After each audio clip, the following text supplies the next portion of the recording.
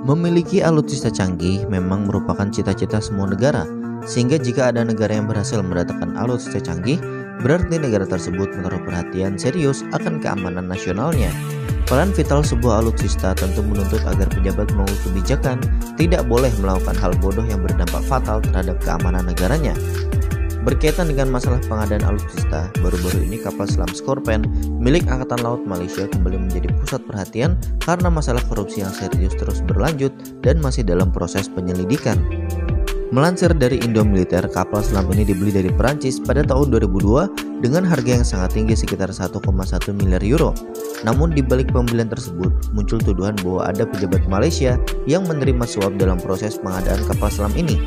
Kasus ini melibatkan berbagai pihak, termasuk politisi tinggi dan juga pejabat militer yang diduga menerima komisi besar untuk memuluskan kesepakatan tersebut.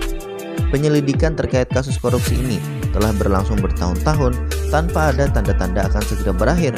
Meskipun berbagai bukti telah diajukan dan sejumlah pihak telah ditangkap, proses hukum berjalan lambat.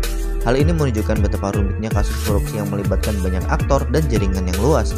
Publik Malaysia sendiri terus memantau perkembangan kasus ini dengan harapan adanya keadilan dan transparansi yang lebih baik dalam pemerintahan. Kasus korupsi ini memberikan pelajaran penting bagi Indonesia yang juga memiliki kapal selam Scorpion Evolve.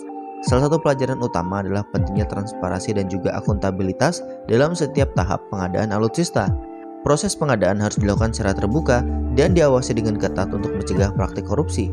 Indonesia harus memastikan bahwa semua pihak yang terlibat dalam pengadaan kapal selam mematuhi aturan prosedur yang berlaku. Selain itu, penting bagi Indonesia untuk membangun sistem pengawasan yang kuat dan independen. Sistem ini harus mampu mendeteksi dan menindak setiap upaya korupsi sejak dini. Melibatkan berbagai lembaga pengawas termasuk Komisi Pemberantasan Korupsi dapat membantu memastikan integritas proses pengadaan. Pelibatan masyarakat dan media juga penting untuk menciptakan tekanan publik agar pemerintah tetap transparan. Indonesia juga harus belajar dari pengalaman Malaysia dalam hal manajemen proyek. Penundaan dan masalah teknis yang muncul dalam proyek kapal selam Scorpion Malaysia menunjukkan pentingnya perencanaan yang matang dan juga eksekusi yang efektif. Indonesia perlu memastikan bahwa proyek-proyek besar seperti ini dijalankan dengan standar yang tinggi dan dikelola oleh profesional yang kompeten.